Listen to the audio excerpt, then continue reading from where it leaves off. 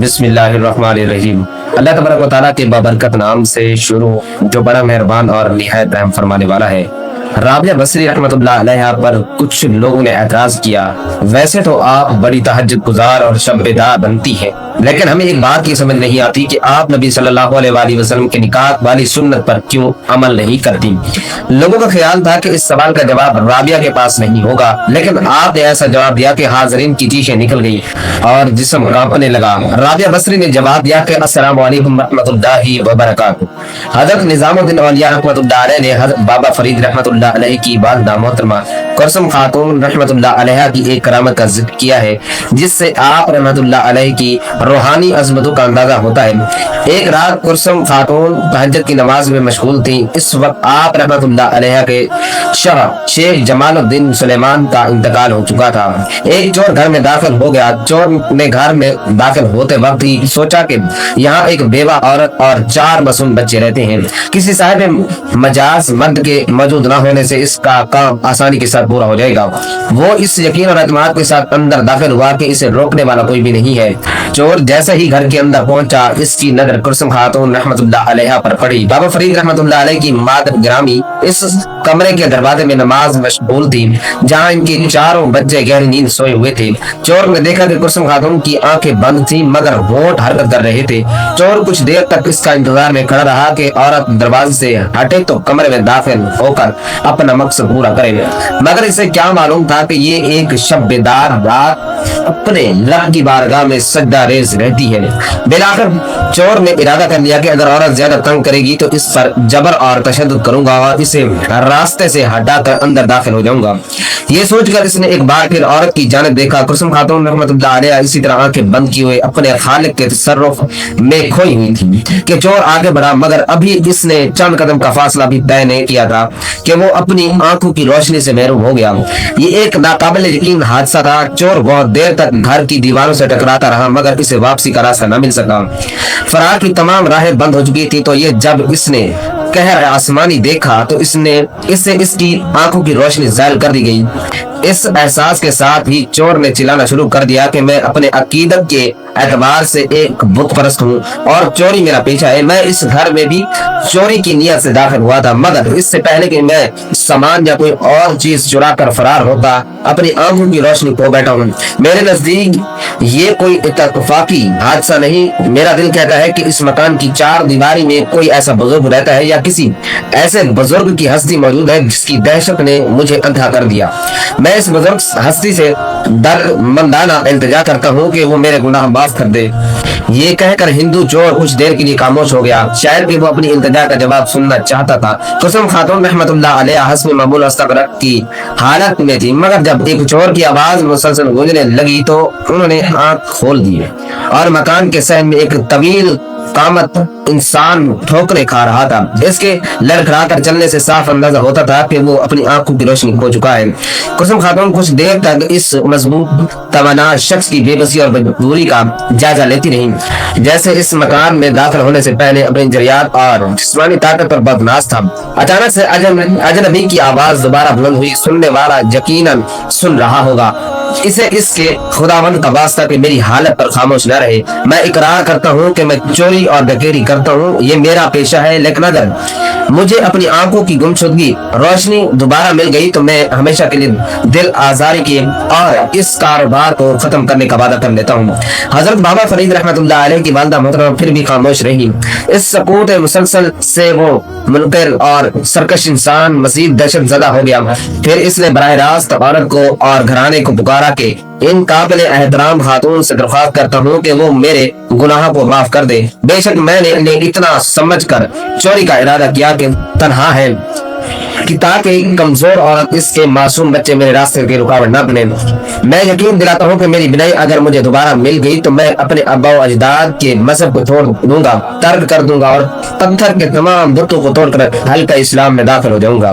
ایک لٹیرے کی گریہ زاری سن کر کلثوم خاتون نے اپنا وظیفہ چھوڑ دیا اور دعا کے لیے ہاتھ اٹھائے۔ دنیا سمجھتی ہے کہ میں بے یار و مددگار ہوں، مگر تو جس کا محافظ ہے اسے کون لاوارث کہہ سکتا ہے۔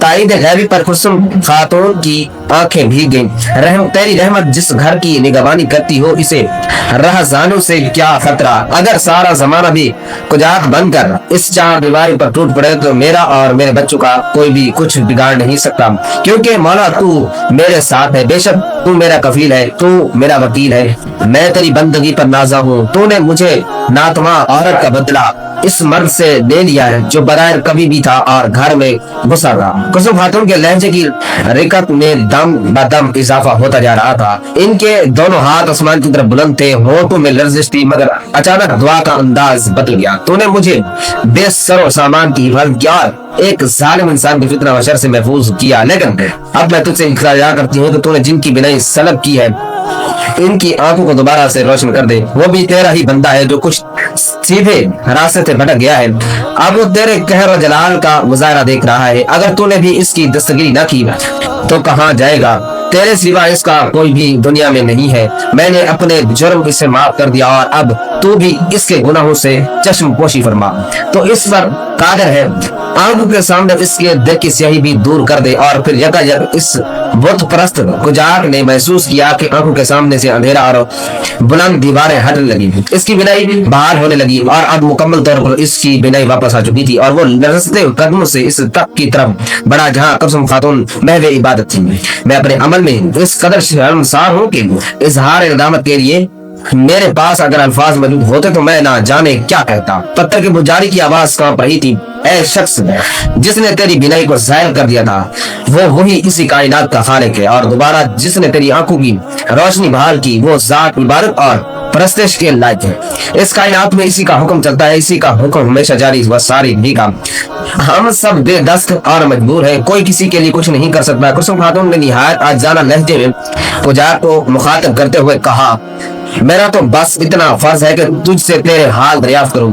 यकीनन तुझे किसी जरूरत ने परेशान किया होगा तो इस गैर इखलाकी फेल बरामदा हो गया। मेरे हाँ तेरी हैसियत एक मेहमान की सी है। अगर हो सके तो अपनी जरूरत बयान कर, शायद कि मैं तुम्हारे काम आ सकूं। कुसुम खातून एक बुजुर्ग की बेटी थी और इस वली सिफत शौहर की बीवी थी। यही वजह थी कि आप लुटेरे के सामने भी रिसालत इमाम सल्लल्लाहु अलैहि वसल्लम के हुस्न इखलाक का मुजाहरा कर रही थी। और लुटेरे की खजालत का ये आलम था कि अगर इस वक्त जमीन शक हो जाती तो अपने गलीज नापसंदीदा वजूद के साथ सीने खाक में समा जाता। खातून बस मेरे लिए यही बहुत है कि आपने मुझे माफ कर दिया। जोर के होठों पर एक आजाना इंतजा भी थी, जैसे कि वो किसी के सामने साये गदाई लिए खड़ा है। शख्स तूने मुझे क्या जरर पहुंचाया कि मैं तुझे माफ कर दूं? कुसुम खातून ने जवाब फरमाया, मेरा यही जुर्म है कि मैंने अपने जैसी पाक बाज औरत को तकलीफ पहुंचाने का इरादा किया। पत्थर का पुजारी लहजा बलहजा पिघलता जा रहा था। इनसे माफी मांगू जिनके हकूक पर तूने गजब किए थे। कुसुम खातून के लहजे में बेहाल रवानी का इजहार हो रहा था। इनसे माजरत तलब कर जो तेरी वजह से बर्बाद हो गए और इसकी बारगाह में दामन फैला जिसने तुझे ताबनाक के साथ अकल बख्शी है। मगर तू बेजा और हकीर चीजों की परस्तिश कर रहा है। वापस जा और अपने तारीख माजी पर गौर करो। रोशनी की आवाज़ों को सुनो जो तुझे बरसों से पुकार रही है। ये कहकर कुसुम खातून ने मुंह फेर दिया और हिंदू लुटेरा इस तरह वापस जाने लगा जैसे वो अपनी जिंदगी की आखिरी बाजी हार गया हो। ये वाकया निस्फ शब के सन्नाटे में पेश आया था। कस्बे के किसी भी फर्द को यह खबर न थी कि हजरत जमालुद्दीन सुलेमान की बेवा के साथ क्या हादसा पेश आया था। बस एक खुदाए हाजिर और नाजिर ने इस चोर को दाखिल होते हुए फिर कुसुम खातून को माफ करते हुए देखा था। इस लुटेरे के खिलाफ ना तो कोई सबूत था और ना ही कोई गवाही थी। अंधेरे में एक साया उभरा और कुछ देर तक तारीकी में इसका अक्स तक डूब गया। बगैर के अब ना किसी जुर्म का निशान था ना मुजरम का वजूद था। कोई जाने के किसके जहन में क्या हशर बरपा था और दिल में निकलाक की कैसी लहर उठ रही थी। दूसरे दिन सुबह होते ही मोहल्ले के लोगों ने देखा कि एक दराज का वकामत आदमी अपनी बीवी बच्चों के साथ कुसुम खातून के दरवाजे पर खड़ा था। हजरत जमालुद्दीन सुलेमान की बीवी ने आने वालों से पूछा कि वो कौन लोग हैं और इनकी आमद का मकसद क्या है। कहने वाले ने कहा कि आपने गुज़िश्ता रात के वाक़े को अभी फरामोश नहीं किया होगा। मैं वही भटकता हुआ इंसान हूँ जो कल रात आपके मकान में चोरी करने की नीयत से दाखिल हुआ था। आप क्यों आए हो?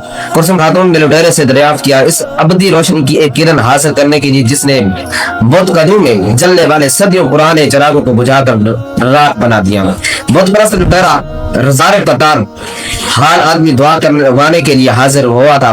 آپ ظہر کی نماز پڑھنے میں مشغول تھی، جب فارغ ہوئی تو نوافل کی نیت مان لی۔ اس طرح عصر کی نماز کا وقت آ گیا، عصر کی نماز پڑھ کر تسبیح پڑھنے میں مشغول ہو گئی، حتیٰ کہ مغرب کی نماز کا وقت قریب ہو گیا۔ نماز مغرب ادا کرنے کے بعد اوابین کی نیت مان لی، اس حال میں کہ عشاء کی نماز ہو گیا، نماز عشاء کے بعد نفل کی نیت کر لی، رکوع اور سجدہ میں مشغول رہی، حتیٰ کہ فجر کی نماز کا بھی وقت آ گیا تو مناجات میں محو ہو گئی۔ بالآخر فجر کی نماز کے بعد تلاوت قرآن پاک میں مصروف ہو گئی۔ فراغت میں اشراق کے نوافل ادا کیے تو بیٹھے بیٹھے تھوڑی دیر کے لیے اونگ آ گئی۔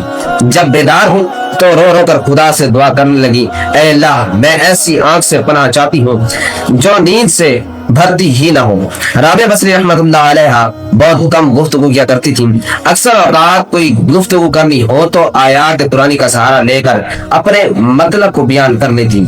لوگوں نے پوچھا کہ آپ ایسا کیوں کرتی ہیں؟ جواب میں فرمایا کہ انسان جو کچھ بولتا ہے فرشتے اس سے لکھتے رہتے ہیں، کوشش کرتی ہوں کہ قرآن مجید کی آیت کے سوا کچھ نہ بولوں، یہ احتیاط اس لیے کہ کہیں میرا منہ غلط لفظ نہ بولے اور فرشتے اسے تحریر نہ کر لے، پھر مجھے محبوب حبیب کے سامنے شرمندہ ہونا پڑے گا۔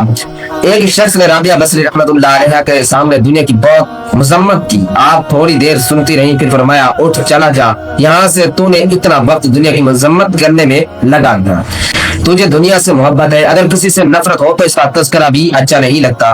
ایک مرتبہ رابعہ بصری رحمۃ اللہ علیہ سے لوگوں نے پوچھا کہ ہم نے آپ کو کبھی ہنستے ہوئے نہیں دیکھا، کیا وجہ ہے؟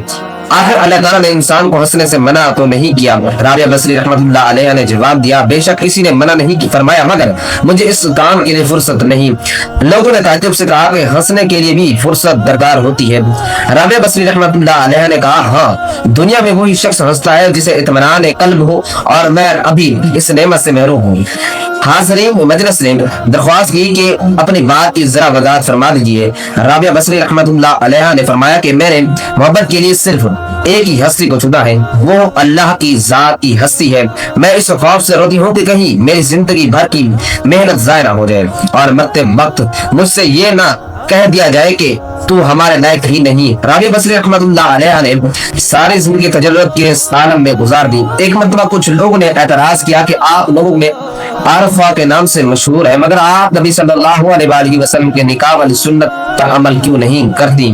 رابعہ بصری رحمۃ اللہ علیہ نے جواب میں فرمایا کہ مجھے 3 باتوں کا اندیشہ ہے، اگر تم مجھے ان 3 اندیشوں سے نجات دلا دو تو میں آج ہی نکاح کر لوں گی۔ میرا پہلا اندیشہ یہ ہے کہ مرتے وقت ایمان سلامت لے جاؤں گی یا نہیں، دوسرا یہ کہ نامہ اعمال دائیں ہاتھ میں دیا جائے گا یا بائیں ہاتھ میں، تیسرا قیامت کے دن کچھ لوگ جنت میں جائیں گے اور کچھ لوگ دوزخ میں، اور میں کس طرف لے جائی جاؤں گی؟ لوگوں نے کہا ہمیں کچھ معلوم نہیں، بس اللہ تعالیٰ ہی بہتر جانتا ہے کہ کس کے ساتھ کیا ہوگا۔ رابعہ بصری رحمۃ اللہ علیہ نے انتہائی پرسوز لہجے میں فرمایا، تم خود ہی بتاؤ کہ جس عورت کو اس قدر غم ہو کہ وہ شوہر کی خدمت کا بوجھ کیسے اٹھا سکتی ہے؟ ایک بار کسی شخص نے آپ کی گوشہ نشینی پر اعتراض کرتے ہوئے فرمایا کہ باہر نکل کر دیکھیں کیسی بہار آئی ہے۔ رابعہ بصری رحمۃ اللہ علیہ نے بھی بے ساختہ جواب دے دیا کہ میرا کام ثنا کو دیکھنا ہے، اس کی ثنا کو نہیں۔ ایک مرتبہ رابعہ بصری رحمۃ اللہ علیہ نے رات دن متواتر پانی پی کر روزہ رکھا اور پانی پر ہی افطار کیا۔ گھر میں کھانے کے لیے روٹی کا ایک لقمہ بھی نہ تھا۔ جب افطار کا وقت قریب آیا تو آپ پر بھوک بہت زیادہ حاوی ہو گئی اور آپ نے اپنے نفس سے کہا کہ کیا تجھے بھوک محسوس ہو رہی ہے؟ نفس نے فریاد کی کہ بھوک کی آخر کب تک مجھے بھوکا رکھے گی؟ ابھی آپ کا دل میں یہ خیال بھی گزر رہا تھا کہ کسی شخص نے دروازے پر دستک دی اور آپ باہر تشریف لے گئی۔ ایک نیاز مند کھانا لے کر کھڑا تھا۔ رابعہ بصری رحمۃ اللہ علیہ نے کھانا قبول فرمایا اور اپنے نفس سے مخاطب ہو کر کہا کہ اللہ نے تیرے کھانے کا انتظام کر دیا ہے، ابھی تیری خواہش پوری کر دوں گی۔ یہ کہہ کر آپ نے کھانا رکھ دیا اور چراغ جلانے کے لیے اندر چلے گی۔ واپس جب لوٹی تو دیکھا کہ ایک بلی نے کھانے کے برتن کو الٹ دیا اور زمین پر گرا ہوا کھانا بلی کھا رہی ہے۔ حضرت رابعہ بصری رحمۃ اللہ علیہ بلی کو دیکھ کر مسکرائی اور فرمایا، شاید یہ کھانا تیرے لیے بھیجا گیا تھا، اطمینان سے رہے تو تم اطمینان سے کھاؤ، افطار کا وقت قریب ہو چکا تھا۔ رابعہ بصری رحمۃ اللہ علیہ نے چاہا کہ پانی ہی سے افطار کر لوں، इतने में तेज हवा का झोंका आया और चिराग बुझ गया। राबिया बसरी रहमतुल्लाह अलैहा अंधेरे में जब आगे बढ़ी तो इत्तेफाक से पानी के बर्तन को हाथ लग गया और वो गिर कर टूट गया। सारा पानी भी बह गया और अब बहुत अजीब सूरत हाल हो चुकी थी। बेख्तियार आपकी जबान से ये अल्फाज निकले कि इलाही क्या राज है, मैं गुनाहगार हूँ, मैं नहीं जानती कि तेरी रजा क्या है। जवाब में हाथ पे गैबी से आवाज आई कि ऐ मेरी मोहब्बत का दम भरने वाली, मेरी पसंदीदा, अगर तू चाहती है कि तेरे लिए दुनिया की नेमतें वक्फ कर दूं तो फिर मैं तेरे दिल में अपने गम वापस ले लूंगा, क्योंकि मेरा गम और दुनिया की नेमतें एक ही दिल में जमा नहीं हो सकती। राबिया, एक तेरी मुराद है और एक मेरी मुराद है, तू बता दोनों मुरादें एक जगह कैसे रह सकती हैं। राबिया बसरी रहमतुल्लाह अलैहा ने फरमाया कि जब ये आवाज सुनी तो अपनी रजा को हमेशा के लिए अल्लाह ताला की रजा में गुम कर दिया और कुछ नशीनों में शामिल हो गई। राबिया बसरी रहमतुल्लाह अलैहा इश्क इलाही में इस कदर मुस्तगरक थी कि खुशी और गम अपनी हैसियत खो बैठते थे। आप खौफ और दुआ से ही नियाज होकर अल्लाह ताला की इबादत करने को पसंद करती थी। एक बार आप पर जज्ब की कैफियत तारी हो गई कि एक अहले बसरा ने देखा कि आप एक हाथ में आग और दूसरे हाथ में पानी लेकर जा रही हैं। लोगों ने पूछा ये क्या है और आप कहाँ जा रही हैं। राबिया बसरी रहमतुल्लाह अलैहा ने कहा कि मैं इस पानी से दोज़ख को बुझाना चाहती हूँ और आग से जन्नत को जलाना चाहती हूँ, ताकि लोग जन्नत और जहन्नम के लालच और खौफ से बालातर होकर अल्लाह की इबादत करें। ये राबिया बसरी रहमतुल्लाह अलैहा के जज्ब और मस्ती की बात है, वरना आम मोमिन को कुरान मजीद में खौफ और तमा यानी खौफ, डर और लालच दोनों हालतों में अल्लाह की इबादत का हुक्म दिया गया है। जैसे कि दोज़ख से डराया गया है और जन्नत का लालच दिया गया है। आपने एक दफा मुनाजात में कहा कि अल्लाह, अगर मैं तेरी इबादत दोज़ख के खौफ से करती हूँ तो फिर तू मुझे दोज़ख में ही डाल देना, और अगर मैं तेरी रियासत हसूल जन्नत के लिए करती हूँ तो तुम मुझ पर जन्नत को हराम कर देना, और अगर मैं तेरी इबादत सिर्फ फकत तेरी रजा नहीं करने के लिए, हासिल करने के लिए करती हूँ तो तुम मुझे अपने दीदार से हरगिज़ महरूम न रखना। एक मरतबा आपने तहज्जुद के वक्त मुनाजात करते हुए फरियाद की, अल्लाह रात आ गई है, दिन चला गया है, सितारे चमकने लगे हैं, दिन के बादशाहों ने अपने दरवाजे बंद कर दिए हैं, एक तेरा दर खुला है, मैं तुझसे मांगती हूँ, मैं तुझी से मांगती हूँ, तुझी को मांगती हूँ। एक मरतबा आपने मुनाजात में दुआ मांगी कि अल्लाह, जो आसमान के जमीन पर गिरने वाले रोके हुए हैं, जमीन को मुझ पर मुसल्लत होने से रोक दे। एक मरतबा एक नौजवान आपकी मजलिस में हाजिर हुआ, इसने सर पर पट्टी बांध रखी थी। आपने पूछा, इसने बताया कि सर पर दर्द है। पहली मरतबा ऐसा हुआ कि आपने उम्र पूछी तो इसने कहा कि 30 साल। आपने फरमाया कि 30 साल तेरे सर में दर्द ना हुआ, तूने शुक्रिया की पट्टी तो कभी न बांधी, और पहली मरतबा ही दर्द हुआ तो शिकवे के फौरन पट्टी बांध ली।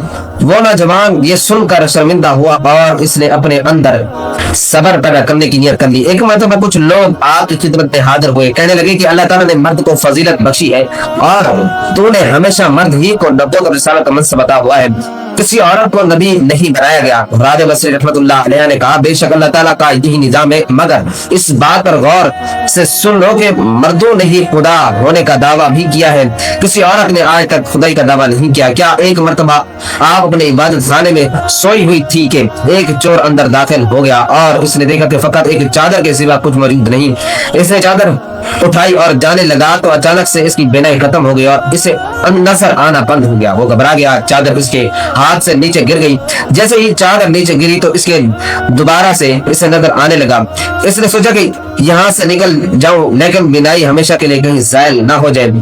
जब दरवाजे से निकला तो एक आवाज आई, अगर एक दोस्त सोया हुआ है तो दूसरा दोस्त जागता है। अल्लाह ताला की हैबत का इसके दिल पर ऐसा असर हुआ कि इसने हमेशा के लिए चोरी से तौबा कर दिया और एक अच्छा आदमी बन गया।